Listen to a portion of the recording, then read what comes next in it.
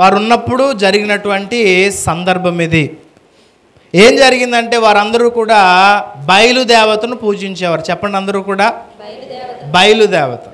బయలుదేవత, ఆ యొక్క బయలు దేవత అనే అర్థం ఏంటంటే, బయలు అనే పదానికి అర్థం ఏంటంటే వర్షం లేకపోతే వాతావరణానికి దేవత.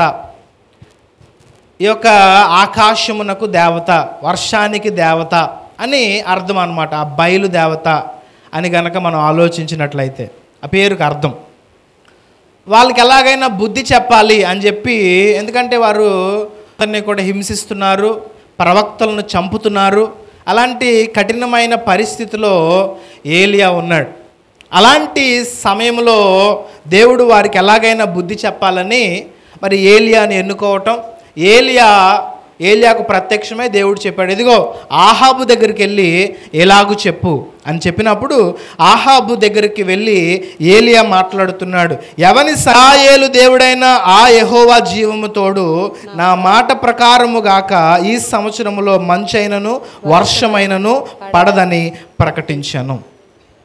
దేవుడు ఏలియాకి చెప్పమన్నాడు, ఇదిగో ఆ రాజుతో చెప్పు, వర్షమే కానీ మంచే కానీ పడదు, 3.5 సంవత్సరముల వరకు పడదు అని చెప్పమని చెప్పినప్పుడు ఆహాబు రాజు దగ్గరికి వెళ్ళి ఏలియా చెప్పినట్లుగా మనకి ఇక్కడ కనబడుతూ ఉంది. దేవుని మాట వినగానే ఏలియా లోబడిపోయాడు. ఒకసారి ఈ సందర్భాన్ని కనుక మనం ఆలోచించినట్లయితే, ఆహాబు చాలా శక్తిమంతుడు కదా, ఎందుకంటే రాజుగారి దగ్గర బోల్డ్ అంత సైన్యం, మరి సామాన్యమైనటువంటి ఒక ప్రవక్త ఎవరు, ఏలియా. రాజుగారు గొప్ప రాజు అయినా మరి అలాంటి ఒక వ్యక్తి దగ్గరికి వెళ్ళి వర్షం రాదు, ఏమీ రాదు, ఇదిగో యెహోవా జీవము తోడని గట్టిగా ప్రకటించమని దేవుడు చెప్పినప్పుడు ఆ మాటకు ఏలియా లోబడిపోయినట్లుగా మనకి ఇక్కడ కనబడుతూ ఉంది. అడగలేదు, దేవుడిని అడగలేదు తిరిగి, అయ్యా నన్ను చంపేస్తే లేకపోతే నన్ను ఏమైనా హాని చేస్తే అని దేవుడిని తిరిగి ప్రశ్నించలేదు. కానీ కేవలము దేవుడు ఇచ్చినటువంటి మాటకు, దేవుడు చెప్పినటువంటి మాటకు లోబడిపోయాడు. హల్లెలూయా.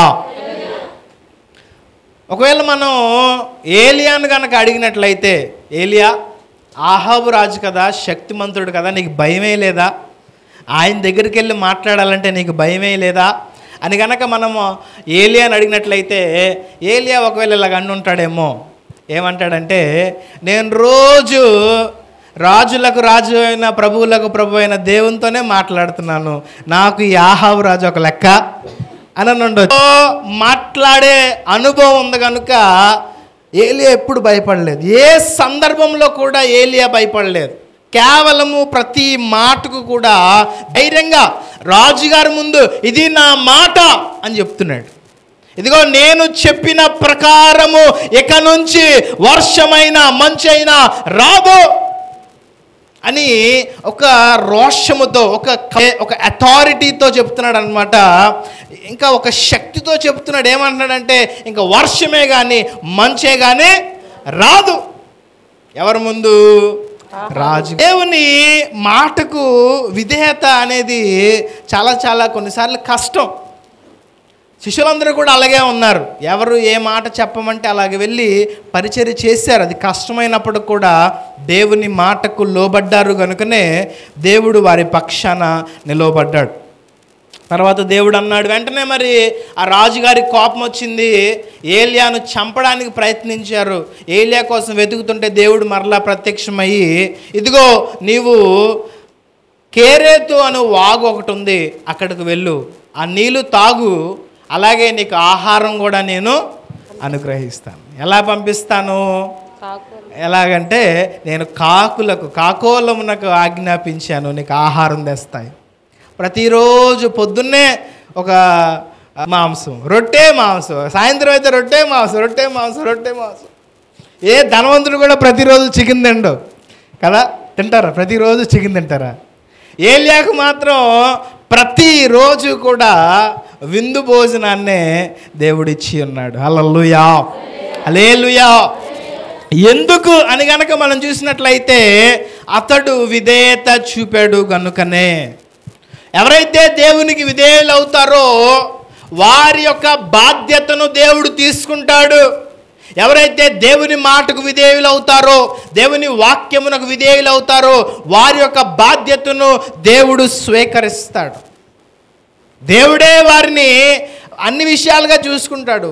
ఏమండి, నీరిచ్చాడు దేవుడు, అలాగే ఆహారమును కూడా సమృద్ధి అయినటువంటి ఆహారమును దేవుడు ఇచ్చాడు. ఇదంతా దేని వలన జరిగింది అని కనుక మనం చూసినట్లయితే దేవుని మాటకు లోబడటం వలన.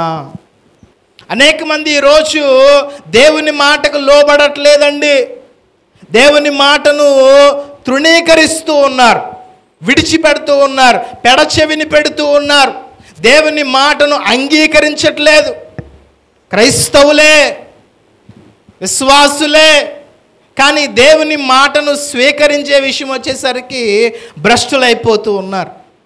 దేవుని మాటను వినట్లేదు. దేవుడు ఏం చెప్తున్నాడో నీకు తెలుసు, నీ మనసుకు తెలుసు. అయినా సరే నీవు దేవుని మాట చొప్పున నడవట్లేదంటే నీవు దేవుని మాటను వినట్లేదని అర్థం. దేవుని మాట ఇదని తెలిసినప్పుడు కూడా నీవు చెయ్యట్లేదు అంటే కనుక నీవు అవిధేయుడు అవుతున్నావని అర్థం. దేవుని మాటను తృణీకరిస్తున్నావని అర్థం. కానీ ఏలియా అలా చేయలేదు. ఏలియా దేవునికి లోబడ్డాడు కనుకనే దేవుడు ఏం చేశాడండి, కాకుల ద్వారా దేవుడు ఆహారమును పంపించాడు. ఆమేన్, హల్లెలూయా. కాకుల ద్వారా దేవుడు ఆహారమును ఇచ్చి ఉన్నాడు. ఏలియా ఏమండి, ఎవరెలా పోతే పోయారు, నేను కూడా వాళ్ళతో పోతానని లేదు, లేకపోతే అందరూ అలా ఉంటున్నారు కదా అలా ఉంటానని లేదు. దేవుడు ఏదైతే చెప్పాడో అది చేయడానికి ప్రయత్నించాడు. విభిన్నంగా ఉన్నాడు. దేవునికి సాక్షిగా నిలబడ్డాడు. ఈరోజు ఎంతమంది నిజంగా దేవునికి సాక్షులుగా ఉంటున్నారండి? ఈ లోకంలో దేవుడు మనలను వేరుపరచి, దేవుడు మనలను శుభ్రం చేసి, నీతిమంతులుగా చేసి, పరిశుద్ధులుగా చేసి ఏమో వింటున్నారా? పాపము నుంచి విడిపించి, నూతనమైన వస్త్రములు ధరింపజేసి, అన్నీ చేసి మనల్ని ప్రత్యేకపరిస్తే ఎంతమంది దేవుని కొరకు నిజముగా సాక్షులై ఉంటున్నారు? ఏలియా ప్రాణాల మీదకి వస్తుందని తెలిసినప్పుడు కూడా దేవునికి మాత్రం అవిధేయుడు అవ్వలేదు. హల్లెలూయా. అది ఏలియాలో ఉన్నటువంటి గొప్ప విషయం. తను ప్రాణాల మీదకి వచ్చినప్పటికీ కూడా దేవుని మాటను జవదాటలేదు, దేవుని మాటను విడిచిపెట్టలేదు. కనుకనే దేవుడు అతనికి పోషకుడిగా, రక్షకుడిగా మరి ఆయన వెంబడి ఉన్నారు. హల్లెలూయా. ఎవరి ద్వారా దేవుడు ఆహారమును పంపించాడండి? ఆజ్ఞ ఇమ్మంది ఎవరు? ఆహాబు దగ్గరికి వెళ్ళి ఇలాగా చెప్పు అని చెప్పింది ఎవరు? దేవుడే. మళ్ళీ దాక్కోమని చెప్పింది ఎవరు? ఎందుకు చెప్పాడు? చంపేయచ్చు కదా ఆహాబు రాజుని. ఆజ్ఞ ఇమ్మని చెప్పింది దేవుడే. మళ్ళీ కేరేతు వాగు దగ్గరికి వెళ్ళిపోయి దాక్కో అని చెప్పింది కూడా కొన్నిసార్లు దేవుడు మనల్ని ఊరకుండమని చెప్తాడు. కొన్నిసార్లు దేవుడు ఏం చేయమంటాడు? మౌనంగా ఉండమని చెప్తాడు. కొన్నిసార్లు, అన్నిసార్లు నోరేసుకొని పడిపోవడం కాదు. కొన్నిసార్లు ఏం చేయాలా? నోరు మూసుకోవడం కూడా తెలుసుకోవాలి, మౌనంగా ఉండడం కూడా తెలుసుకోవాలి. కేరేతు వాగు దేనికి సాదృశ్యంగా ఉందంటే, అసలు కేరేతు అనే పేరు హిబ్రీ భాషలో దానికి పేరు అర్థం ఏంటంటే తుంచివేయుట అని అర్థం అంట. కేరేతు అంటే తుంచివేయుట, లేకపోతే నరికివేయుట, కట్ ఆఫ్ అని అర్థం అంట హిబ్రూ భాషలో. అది కనుక మనం చూసినట్లయితే ఏలియా బాగా అందరికి కనిపించాడు. ఏలియా బహుబలంగా ఎదుగోబడదని గొప్పగా కనిపించాడు, అందరి దృష్టిలో పడ్డాడు. ఇంకా దేవుడు చెప్పాడు, కాసేపు దాక్కో, కాసేపు. ఏమైపోద్ది? మరీ ఎక్కువ కనిపిస్తే ఏమవుతుంది? ఏమవుతుందమ్మా? మరీ ఎక్కువ కనిపిస్తే ఏమండి? గర్వం వచ్చేస్తుంది, అహంకారం వచ్చేస్తుంది. ఏమైపోద్ది? మరీ ఎక్కువైపోయింది అనుకో, నేనే నేనే అనేటటువంటి అహం వచ్చేస్తుంది అన్నమాట, గర్వం వస్తుందని చెప్పి దేవుడు ఏం చేశాడంటే అతను దాచిపెట్టేశాడు.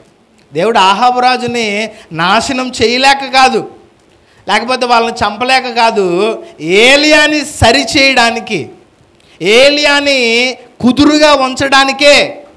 ఏలియా మరీ అధికమైపోయాడు అనుకోండి, లేనిపోని లోకంలో ఉన్నవన్నీ అంటుకుంటాయని చెప్పి దేవుడు కేరేతు వాగునొద్దకు పంపించాడు. హల్లెలూయా.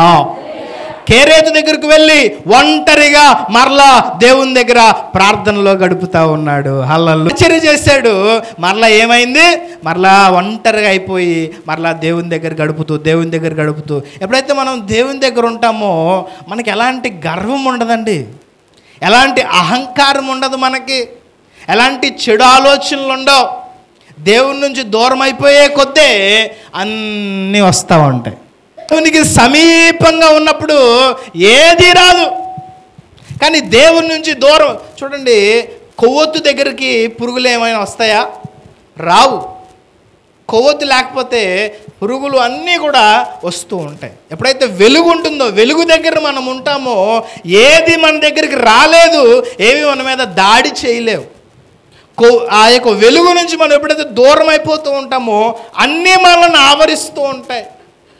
ఇహలోక ఆశలు మనల్ని ఆవరిస్తూ ఉంటాయి, ఇహలోక మరి పరిస్థితులన్నీ ఆవరిస్తూ ఉంటాయి.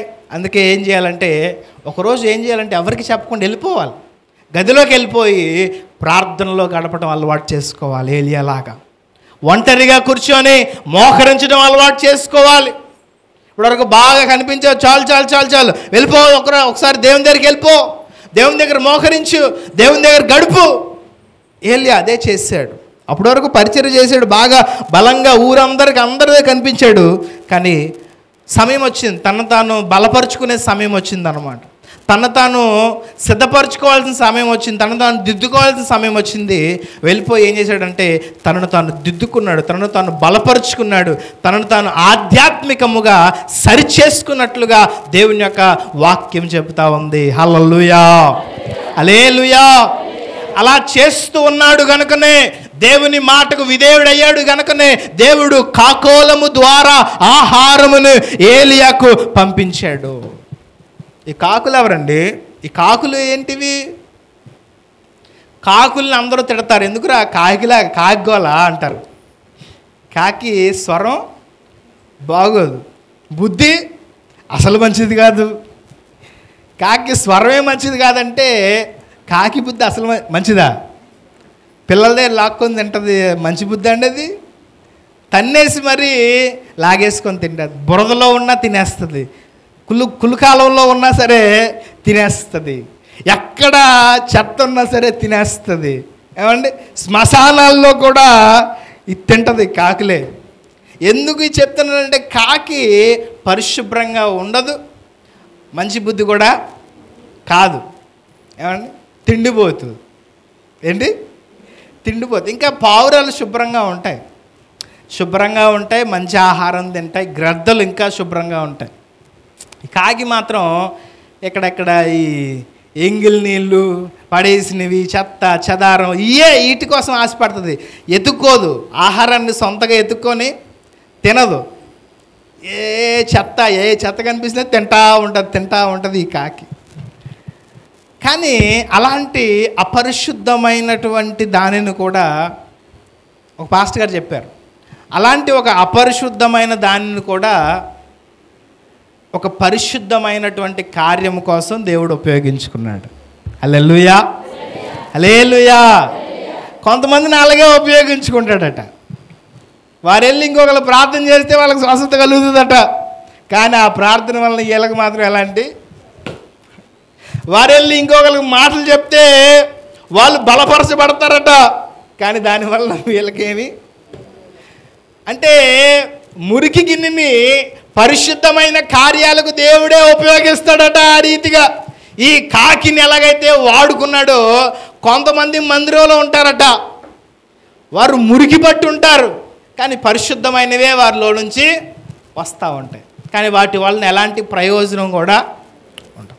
వారికి కానీ వారి కుటుంబానికి. ఎందుకంటే మొదట వారిని వారు దిద్దుకోరు, వారిని వారు సరిచేసుకోరు, ఎప్పుడు ఆ మురికి పట్టిన గిన్నె. కానీ వారి మాటల ద్వారా ఇంకొకరు బలపరచబడతా ఉంటారు, వారు ప్రార్థన చేసి వస్తే ఇంకొకరు ఆశీర్వదించబడతా ఉంటారు, వారు వాక్యం చెప్తా ఉంటే ఇంకొకరు దీవించబడతా ఉంటారు. కానీ వారి జీవితం మాత్రం నష్టపోతానే ఉంటుంది. ఎందుకంటే వారు కాకోలములు వంటి వారు, అపవిత్రమైనటువంటి వారు. కానీ అలాంటి వారిని కూడా దేవుడు ఉపయోగించుకుంటూ ఉంటాడట. కొన్నిసార్లు ఉపయోగించుకుంటూ ఉంటాడట. మందిరంలో బాగా వారి వలన ప్రయోజనం ఉంటుంది, కానీ వారికి మాత్రం ఎలాంటి ప్రయోజనము, ఎలాంటి దీవెన? ఎందుకంటే వారు అపవిత్రమైనటువంటి వారు కనుక.